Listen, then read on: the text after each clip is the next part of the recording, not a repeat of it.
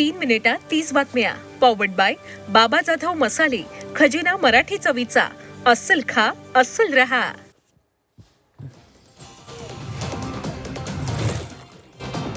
लोढांच्या letter हेडवर सदनिकांचा काळा बाजार. संजय राऊतांचं मुख्यमंत्र्यांना पत्र लिहित 100 कोटींचा घोटाळा असल्याचा आरोप.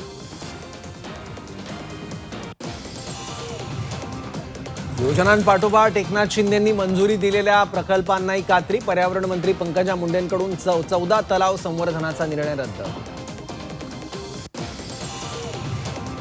बच्चू कडूंसाठी शिवसेनेसह भाजपचीही फिल्डिंग. प्रहार शिवसेनेत विलीन करण्याचा निर्णय बुधवारी. सूत्रांची माहिती.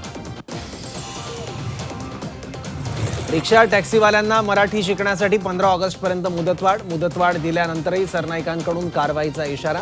रिक्षा टॅक्सीवाल्यांमध्ये संभ्रमाचं वातावरण.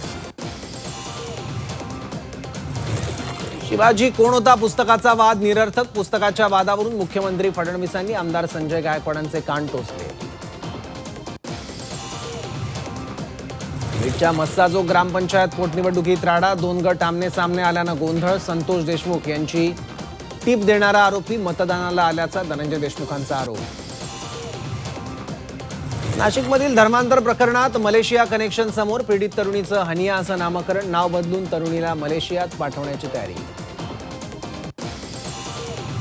कोल्हापूरच्या शाहीद सनदीकडून 10 ते 15 तरुणींवर अत्याचारांचे व्हिडिओ काढून तरुणींना ब्लॅकमेल केल्याचा आरोप.